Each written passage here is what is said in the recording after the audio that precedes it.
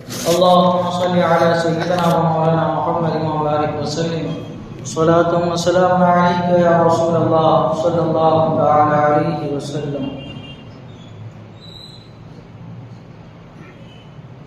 أعوذ بالله من الشيطان الرجيم. بسم الله الرحمن الرحيم. يا أيها الذين آمنوا ما لكم إذا قيل لكم انفروا في سبيل الله اثاقلتم إلى الأرض أرضيتم بالحياة الدنيا من الآخرة فما متاع الحياة الدنيا في الآخرة إلا قليل إلا تنفروا يعذبكم عذابا أليما ويستبدل قوما غيركم ولا تضروه شيئا والله على كل شيء قدير. اے ایمان والو، تمہیں کیا ہوا جب تم سے کہا جائے کہ راہ خدا میں کوچ کرو تو بوجھ کے مارے زمین پر بیٹھ جاتے ہو؟ کیا تم نے دنیا کی زندگی آخرت کے بدلے پسند کر لی اور جیتی دنیا کا اسباب آخرت کے سامنے نہیں مگر تھوڑا؟ اگر نہ کچھ کرو گے تو تمہیں سخت سزا دے گا اور تمہاری جگہ اور لوگ لے آئے گا اور تم اس کا کچھ نہ بگاڑ سکو گے اور اللہ سب کچھ کر سکتا ہے. ایک جنگ کے موقع پہ کہا گیا کہ جنگ کے لیے چلنا ہے. کچھ منافق تھے، اپنے آپ کو مسلمان ظاہر کرتے تھے لیکن اندر میں وہ تھے کفار سے ملے ہوئے، کفر اپنے اندر چھپائے رکھتے تھے، ان کو منافق کہتے ہیں. اور کچھ بعض مسلمان تھے کہ وہ جنگ کے لیے آمادہ نہیں ہوئے. اللہ تبارک و تعالیٰ نے ان کے متعلق جو ہے آیت کریمہ نازل فرمایا. غزوہ تبوک کے متعلق یہ آیت کریمہ نازل ہوئی جب حضور صلی اللہ تعالیٰ علیہ وسلم نے مکہ فتح فرمایا، غزوہ حنین ہوا اور اس کے بعد آپ نے طائف کا محاصرہ کیا تھا، طائف کو فتح فرمایا. پھر جعرانہ سے آپ نے عمرہ فرمایا. جب مدینہ شریف آئے، جب آپ تشریف لائے تو آپ کو بتایا گیا کہ شام کا روم کا ایک لشکر تبوک کے شہر میں جو ہے پڑاؤ ڈالے ہوئے ہے اور اس کا ارادہ ہے کہ وہ مسلمانوں پہ حملہ کرے گا. تو حضور صلی اللہ علیہ وسلم نے بھی جو ہے جنگ کی تیاری شروع کر دی. اور اس سے پہلے ایسا ہوتا تھا کہ جب بھی جنگ کے لیے جاتے تھے تو جگہ بتائی نہیں جاتی تھی، ظاہر نہیں کی جاتی تھی کون سی جگہ پہ جانا ہے، صرف جنگ کا اشارہ کیا جاتا تھا. اس بار حضور صلی اللہ علیہ وسلم نے اعلان فرما دیا کہ ہمیں تبوک کے مقام پہ جا کر روم کے لشکر سے جنگ کرنا ہے، تیاری شروع کرنا. یعنی اس میں ظاہر کر دیا گیا، جنگ کو بتا دیا گیا. اب اس زمانے میں ایسا ہوا کہ ابھی سب مسلمان آئے تھے جنگ کر کے، باہر تھے کافی دنوں تک اور گرمی کا موسم تھا اور مدینے کے جو کھجور کے درخت تھے کھجوریں پک چکی تھی.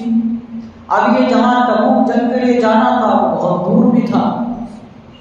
تو یہ ساری چیزیں جمع ہو گئی ایک ساتھ. تو کچھ بعض مسلمانوں کو یہ ذرا چیز پھر سے جانا جنگ کے لیے اور ایسے وقت میں جانا یہ بوجھل محسوس ہوئی.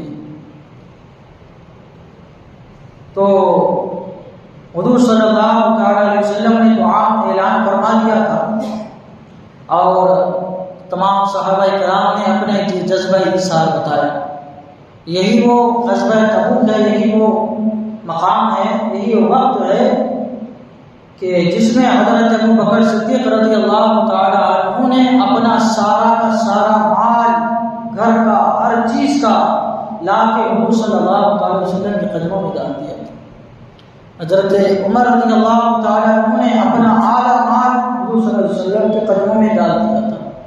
حضرت عثمان غنی رضی اللہ تعالی عنہ نے جو ہے 100 اشرفیاں دی، 100 گھوڑے دیے، 900 اونٹ آپ نے دیے تھے. اس کے علاوہ جو ہے وہ 100 مجاہدین کا خرچہ اپنے اوپر آپ نے لیا آپ نے ایسا جو ہے خرچ کیا۔ حضرت عبدالرحمن بن عوف یہ بھی صحابہ کرام میں بڑے غنی مالدار تھے، حضرت طلحہ، حضرت عباس، انہوں نے بھی خوب جو ہے چندہ دیا تھا اس جنگ میں۔ الغرض یہ کہ سن 9 ہجری میں 10,000 گھوڑوں کے ساتھ 30,000 یا 40,000 کا لشکر مدینہ شریف سے نکلا، جس میں جو ہے منافقین بھی تھے کچھ، تو منافقین کو تو پہلے ہی بوجھل لگ رہا تھا۔ یہ سنیۃ الوداع ہم سلام میں سنتے ہیں، طلع البدر علینا من سنیۃ الوداع، بدر کا چاند نکلا یہ وداع کی گھاٹی سے۔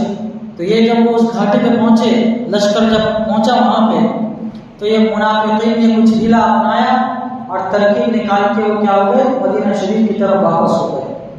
اور کچھ صحابہ کرام تھے جو مدینہ شریف میں تھے،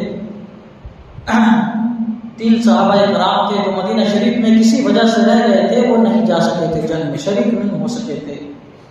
تو اللہ غرض یہ کہ یہ لشکر جو ہے مقام تبوک پہ پہنچا تو پیاس کی بڑی شدت تھی، گرمی کا موسم تھا، تو جو کنواں کا وہاں تھا تو اس میں پانی بہت تھوڑا تھا، تو حضور صلی اللہ تعالی علیہ وسلم نے کلی شریف فرمائی، کنویں میں پورا کنواں جو ہے پانی سے بھر گیا، سبحان اللہ۔ اور اس کے بعد جو ہے پورا لشکر سیراب ہوا، جانور سیراب ہوئے، لوگ اپنے ضروریات سے فارغ ہوئے۔ کتنے؟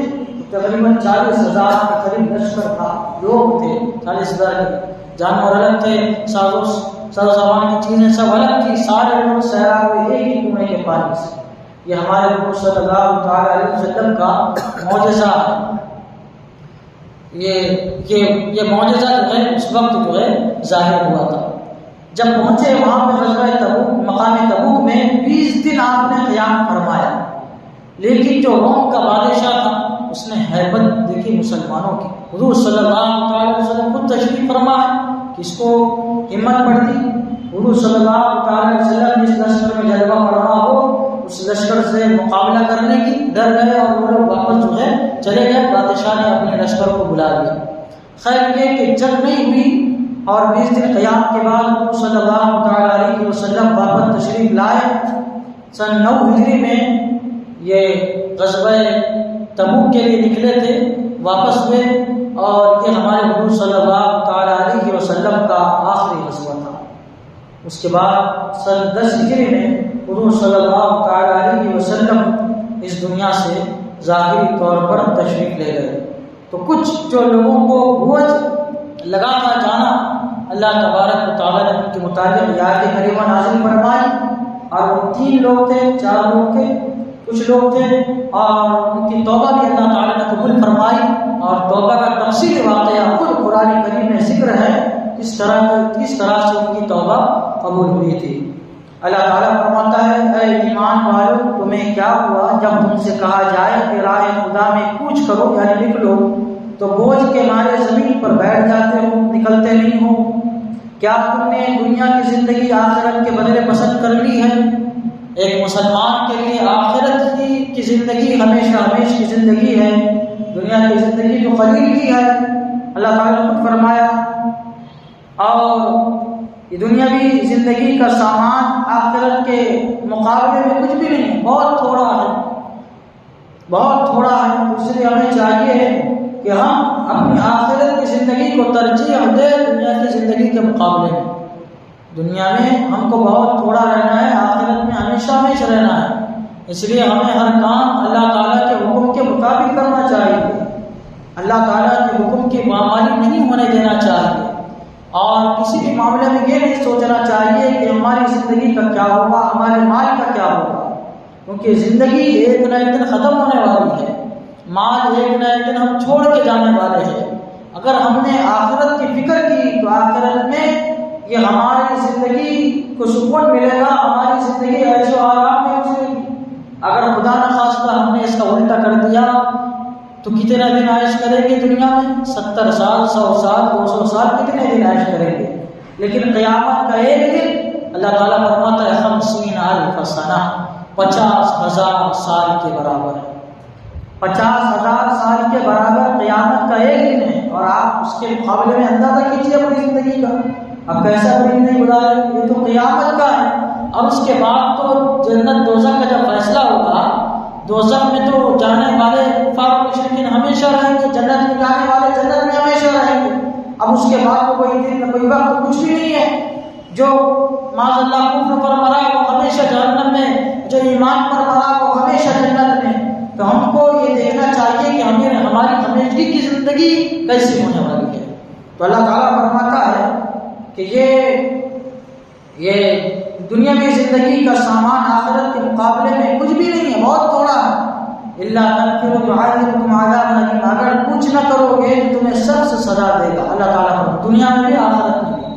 وَيَسْتَبْدِلْ قَوْمًا غَيْرَكُمْ وَلَا تَضُرُّوهُ شَيْئًا، اور تمہاری جگہ اور لوگ لے آئے گا اور تم اس کا کچھ نہیں بگاڑ سکو گے۔ تم نہیں جاؤ گے، دوسرے لوگ اللہ تعالیٰ تیار فرمائے، دوسرے لوگ اسلام قبول کریں گے، وہ تیار ہوں گے، وہ لڑیں گے، وہ جائیں گے، ہے نا۔ حضرت جنید بغدادی رضی اللہ تعالیٰ عنہ فرماتے ہیں کہ ایک روایت ہے کہ ان اللہ یؤید الدین بالرجل الفاجر، اگر کسی مسلمان سے دین کا کام نہیں ہوا تو اللہ تبارک و تعالیٰ فاجر و فاسق شخص سے دین کا کام لے لے گا۔ اللہ تعالیٰ کو دین کا کام کیسے لینا ہے اس کو خوب معلوم ہے، اور کس سے لینا اس کو خوب معلوم ہے، کس انداز سے لینا معلوم ہے۔ لیکن یہ ہماری خوش قسمتی ہوتی ہے اگر ہم کوئی دین کا کام کرتے ہیں تو ہمیں دین کا کام کرتے رہنا چاہیے۔ اگر خدا نخواستہ کوئی ایسا خیال ہمارے ذہن میں آیا